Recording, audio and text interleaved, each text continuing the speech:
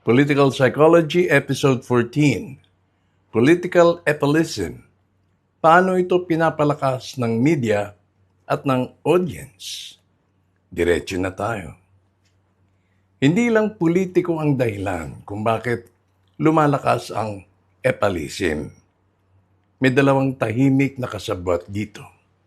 Una, ang media. Pangalawa, ang audience.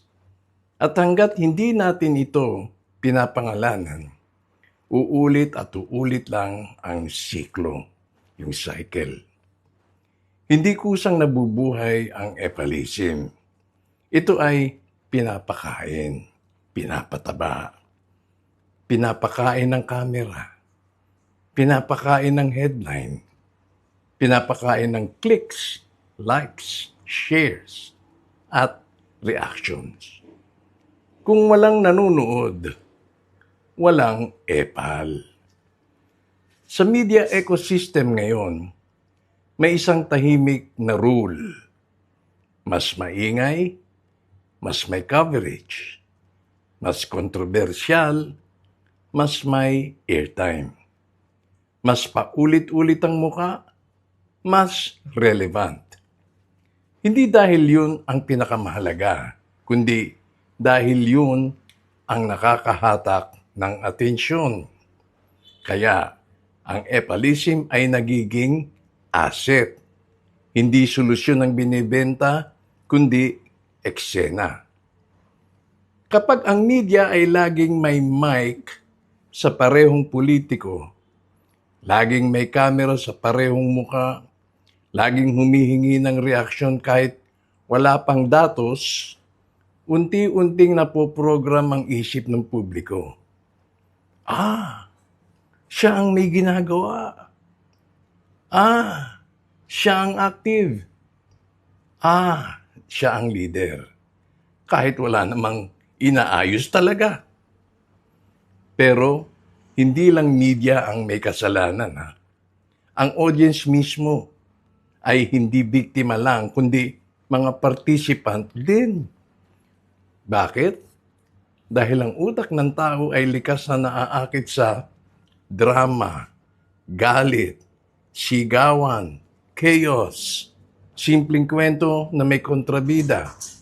Mas madaling i-react kaysa maghintay ng resulta. Kaya, dito nabubuo ang cycle. Politika, epalism. Politiko, epal behavior.